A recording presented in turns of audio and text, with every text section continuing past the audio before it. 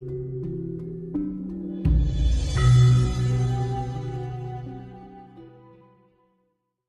pertama hari pertama, hari kedua saya mulai sensitif, bisa dengar suara-suara goib. Hari ketiga, nah itu situ awal mulai perjalanan hidup saya. Tiba-tiba hari ketiga tuh muncul cahaya warna putih, ya putih nasi, putih itu yang saya ini. Jadi saya itu lihatnya nggak pernah saya lihat saya seperti itu. Saya tanya, siapa engkau? Dia bilang aku adalah aku. Saya tanya, siapa engkau? Dia bilang aku tidak ada awal dan tidak ada akhir. Saya tanya lagi, siapa engkau?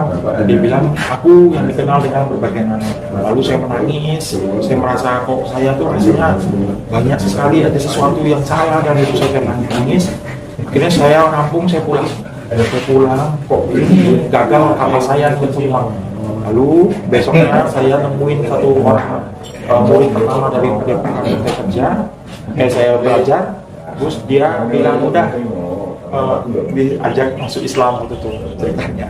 Saya tapi kalau sadar saya pikir saya nggak ngerti juga, udah tak ikutin aja gitu. Lalu pas sholat isya tuh saya nggak sanggup, saya tidak mampu, saya nangis. Habis itu dikasih sejadah dan lain-lain, saya pulang, disuruh pulang sholat aja katanya, walaupun nggak tahu wudhu, walaupun nggak tahu cuci aja muka. Kata guru itu, ya udah saya pulang sholat itu cuci muka. Namanya nggak tahu sholat di atas sejadah kan lama-lama ngantuk tuh, udah ngantuk, tiba-tiba ada yang manggil. Saya bilang apa ini?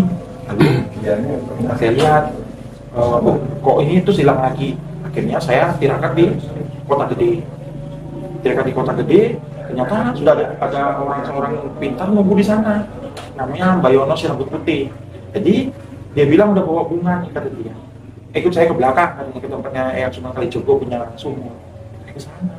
Waktu itu belum terlalu sensitif itu untuk goib dan lain-lain. Saya sama jujur awal saya itu sebelumnya belum bisa sama sekali. Kanuragan bisa saya. Masih kayak rasa-rasa aja gitu. Gitu masih rasa-rasa. Tapi cahaya yang datang tuh nyata gitu. Nah, saya juga bingung gitu.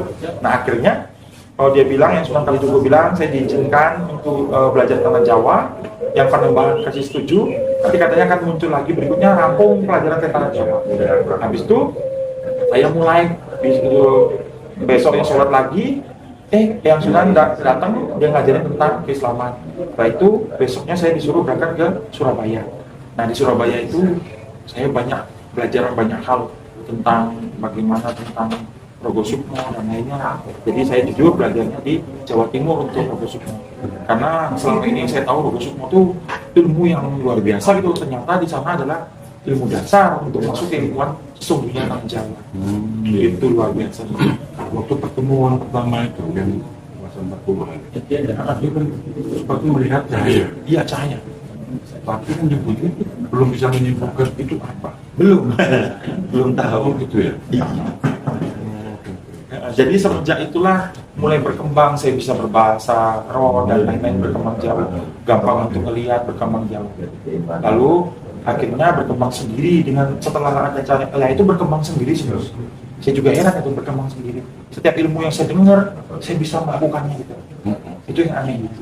Waktu ketemu sama yang bilang seperti apa perawakannya, mungkin apa baju yang dikenakan, mungkin bisa cerita. Nah, jadi ini yang pengalaman saya pribadi ya yang saya ceritakan. Waktu yang arwahnya yang Sunan Kalijogo rawuh, beliau memakai pakaian Jawa gelap, lalu memakai belangkon. Beliau memiliki muka yang terang itu sinar.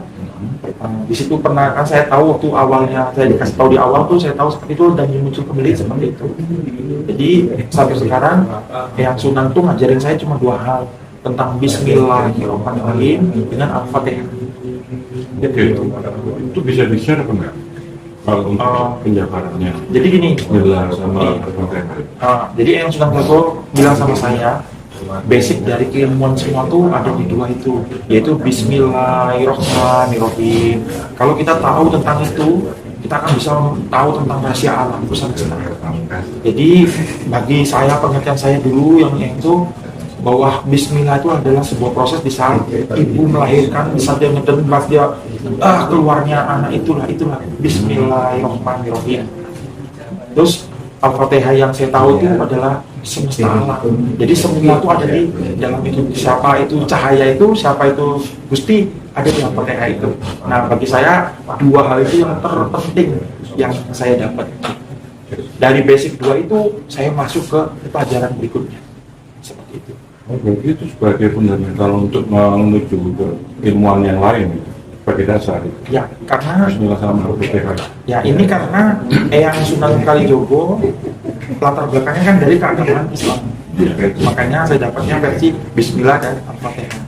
Tapi Eyang memberikan sesuatu ilmu ini adalah sebagai dasar tuntunan saya kemudian ke depannya. Setelah itulah baru saya mengerti banyak arti dibalik alam semesta. Bahwa ternyata agama itu adalah agama. Nah, itu yang saya bilang kenapa arwah itu ada yang beragama tetap seperti yang dia lakukan dulu nih. Seperti itu, karena saya lihat seperti itu yang saya alami.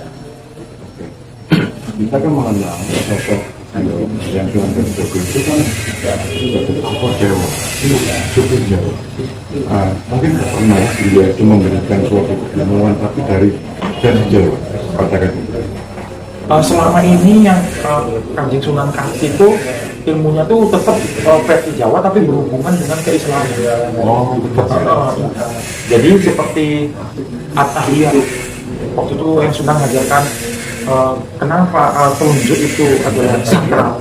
Jadi jangan sampai kamu menunjuk orang lain dengan telunjuk itu, karena jari itu hanya digunakan untuk melakukan at-tahiyat ke atas. Jadi dari situ saya bilang, oh aku baru ngerti kenapa pakainya yang Semar jarinya nunjuk gitu. Nah saya pikir apa ilmu yang dipelajari yang Semar, ternyata iya jadi seperti itu. Saya ngertinya dari Eyang Sunan Kalijogo, makanya dia Eyang Sunan bilang jangan pernah menunjuk orang dengan jari itu atau menuduh orang dengan jari itu. Gitu. Itu saya mulai ngerti, oh itu nunjuk. Makanya itu ilmu at-tahiyat yang diajarkan tentang kemana. Seperti itu. Tapi kalau ilmu yang lain, karena ini saya baru dapatnya tuh jujur belum banyak dari yang karena belakangan ini pengertian alam. Jadi kalau saya ingin tahu tentang rahasia alam, saya akan belajar dengan Kanjeng Ismoyo. Kalau saya mau tahu tentang tuntunan dari semua makhluk goib, tatanan kerajaan, yang saya belajar dari Kanjeng Ibu. Oke, berarti ada 4 jurusan untuk yang alam goib ke Suratul, Iya. untuk yang alam semesta Iya. ke yang semesta. Ada satu lagi, kalau saya mau tahu tentang belajar tentang siapa itu sang pencipta, saya belajar sama Eyang Hidir. Oh, untuk tahu kita Iya. Tuhan. Iya, itu Eyang Hidir yang aja. Yang Hidir itu yang tinggal di lautan. Oke, kita mulai mungkin dari satu kita kulik sedikit. Nah. Kalau dari belajar ilmu alam kan ke yang semua. Iya. Nah, kira-kira mungkin bisa disampaikan satu atau dua keilmuan dari beliau yang pernah kalian yang tetap membekas gitu loh. Jadi yang diajarkan oleh Eyang Semar adalah keilmuan dari 4 elemen utama yang ada di alam. Jadi tanah atau bantolo, air atau tirto atau samudro, terus dahono atau api, atau sama maruto atau angin. Itu Eyang Semar yang mengajarkan. Jadi saya disuruh bukakan diri saya memerintahkan jasad saya untuk membuka semua pori, saya memintakan semua meridian saya untuk merespon semua energi, lalu saya merasakan semua alam semesta. Jadi dari situ saya bisa merasakan alam semesta ini, kita ini hidup seperti dalam air, energi semua itu. Jadi air dan udara itu sama. Jadi udara itu harusnya seperti air rasanya. Saya merasakan sekali kalau energi itu seperti itu. Itu pada mulanya dari itu yang dipakai untuk kiranya memahami masalah 4 elemen itu penyerapan energinya itu dengan perasaan atau menggunakan pikiran. Jadi gini, kalau mau masuk ke dalam bidang itu harus tahu satu hal dulu, Ya. bahwa kita ini adalah wayang, kita ini adalah boneka yang ada yang menggerakkannya. Cuma banyak orang tidak tahu siapa saya gerakin. Jadi kalau saya hanya tahu bahwa saya ini hanya wayang, saya bisa merasakan semua. Jadi sang penguasa tadi, Gusti tadilah yang menggerakkan semua. Kita di sini bukan suatu kebetulan. Saya tadi di sana bukan suatu kebetulan. Semua adalah ada maksud alam yang ada di dalam sini. Berarti menggunakan perasaan dan pikiran juga semua. Iya. Kalau kita udah seperti itu, semua akan terkoordinasi sendiri, perasaan dan lain-lain. Itu kenapa saya bilang cakra itu sangat penting. itu pondasi utama untuk masuk ke dalam keilmuan spiritual. Sebenarnya kita ini semua harusnya nih belajar untuk mengenal tentang siapa pencipta itu aja sebenarnya. Semua ujung-ujungnya ilmu. Oke, sebelum kita bahas ke yang jurusan ketiga, yang jurusan sipil, ya. Yang keduanya kan ke Ibu Ratu. Ibu Ratu, untuk ya. hal-hal oke. Dan yang Budi biasa belajar ke sana. Iya. Nah, saya juga ingin mengulik sedikit, kira-kira mungkin satu atau dua atau pengalaman spiritual tentang penjelasan masalah alam goib. Itu kan bertingkat-tingkat, ya. Ada yang paling rendah, mungkin siluman atau gitu. Atasnya itu berapa kakak kalau apa yang pernah menyebut itu pernah masuk ke sana, ada yang di bawah sana, itu mungkin bisa diceritakan. Ya. Nah, kalau saya bahas tentang yang itu masuk ke dalam tidak netralnya saya, itu kan pengetahuan peta itu kan dari Buddha, dari Hindu tuh petaannya kayak gitu. Iya. Kalau saya akan membahas yang netral aja, yang tidak ada itu. Jadi setahu ini saya lihat kalau alam goib itu, saya harus pertama dulu, saya tidak hanya mau melihat saja, saya harus mengeluarkan sukma saya untuk bertemu dengan mereka langsung. Jadi saya tanya, saya harus tahu golongan mereka apa, jenis mereka apa. Kan orang kan mengukur rata, semua jin aja gitu. Padahal kan mereka punya golongan, ada lelembut, ada siluman, ada istilahnya jenis peri, ada jenis tuyul, ada berbeda-beda gitu mereka tuh, dan berbeda dengan ada arwah orang mati gitu, ada jin Islam gitu, itu semua beda-beda. Itu jadi tidak berbau itu semua ya. Ada jenisnya berbeda. Bukan kalau dalam dunia astral mereka semua berbau dalam satu alam, tapi jenis mereka yang berbeda. Jadi kalau saya masuk pemetaan alam, itu saya masuk ke dalam suatu pengertian agama nanti. Jadi saya tidak mau dibahas mengenai, saya lepasin ke umum gitu. Pengertian. Oke, yang jurusan keilmuan yang ketiga. Iya. Nah, saya buktikan jurusan yang dikatakan saya berburu ke yang ketiga. Iya. Masalah ketauhidan, masalah ketuhanan. Saya ingin tahu ketuhanan versinya Kanjeng Budi itu apa? Terus apakah ada persamaan kita kaitkan dengan konsep Jawa mengenai suwung atau apa? Mungkin bisa dijelaskan. Kalau bagi saya ketuhanan itu, yaitu istilahnya dengan tahunya saya bahwa saya itu berasal dari mana. Itu ketuhanan bagi saya. Saya harus tahu asal saya dari mana dan siapa saya. Dan sebenarnya saya itu hidup itu apa. Gitu. Jadi kadang orang kan ada yang hidupnya untuk uang. Dia mati-matian cari uang, habis itu sakit terus meninggal. Bagi saya itu bukan hidup. Saya dengan nggak punya uang, tapi kebahagiaan saya dapat.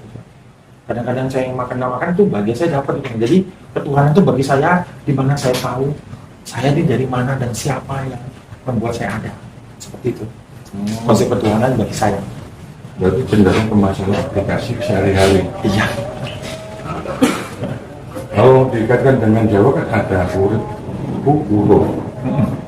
Hidup itu harus menyala, bersinar, memberi manfaat. Gitu. Kalau itu penjelasan menurut Kanjeng Budi gimana? Apa setuju atau gimana? Ya kalau itu kan saya tidak terlalu masuk ya. Karena kalau saya ini hanya membicarakan apa yang saya rasain, apa yang saya lakuin, apa yang saya alami. Bagi saya hidup itu ya gitu, saya lakuin yang orang dia yang bagi saya istilahnya baik, seperti tadi saya dengar dari bapak saya dengerin baik itu seperti apa dan lain-lain. Itu bagi saya sangat luar biasa kata-kata itu. Karena baik itu memang sulit untuk didefinisikan gitu. Nah, kalau saya jalani, saya tidak merugikan orang, saya tidak apa itu bagi saya itu penting.